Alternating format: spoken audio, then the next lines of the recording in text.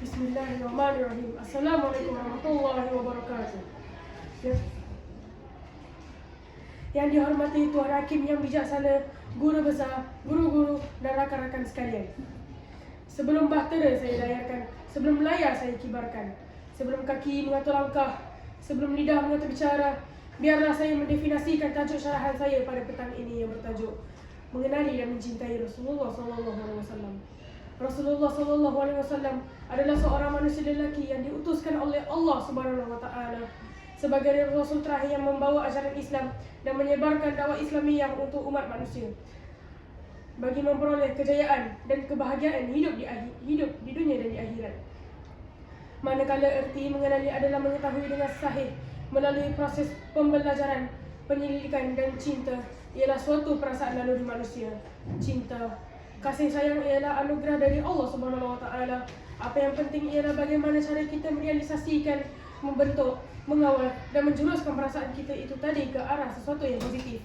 Hadirin dan hadirat sekalian, mencintai Rasulullah SAW wajib bagi setiap umat manusia. Untuk mencintai baginda, maka kenalilah kepribadiannya dan sirah perjuangannya.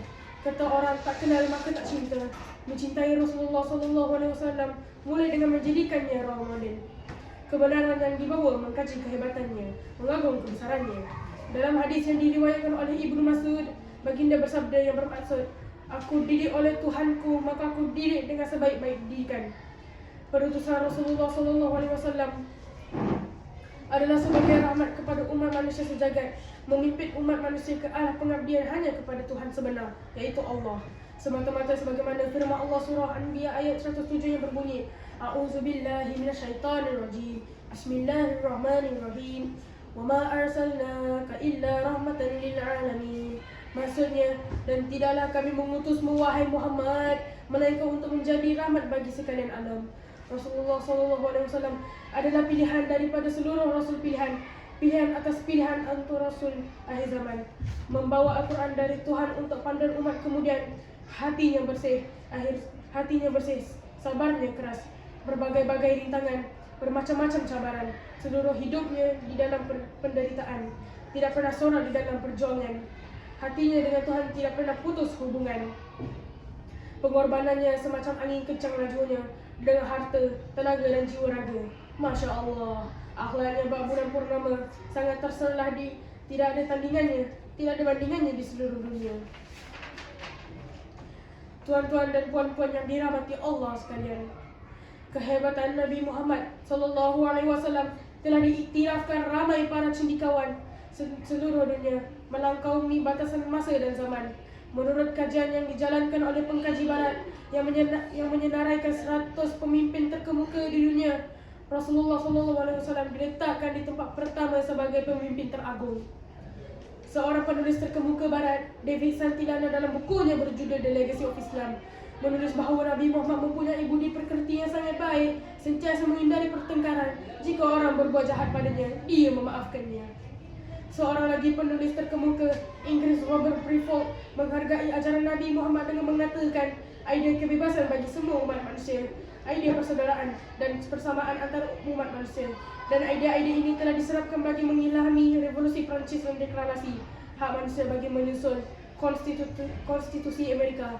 Dan sebenarnya, idea dari ajaran Rasulullah telah dicedok oleh bangsa barat untuk memajukan mereka.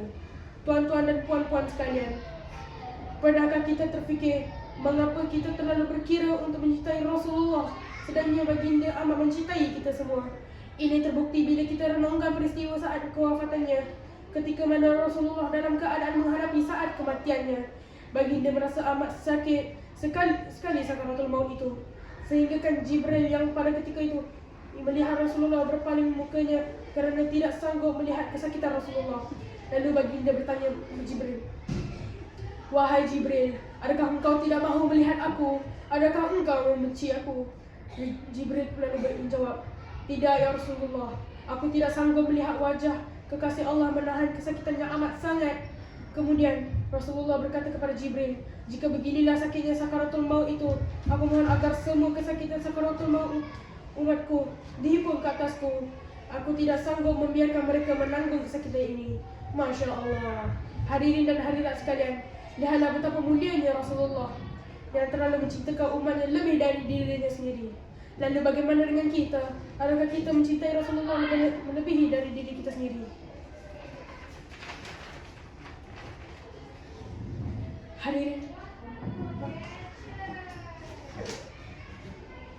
Hadirin dan hadirat yang dirahmati Allah, mencintai Rasulullah sallallahu alaihi wasallam bukan semata mengingati kelahirannya pada 12 Rabiul Awal sahaja. Mencintai dan mengimaninya hendaklah sepanjang detik nadi yang berdenyut.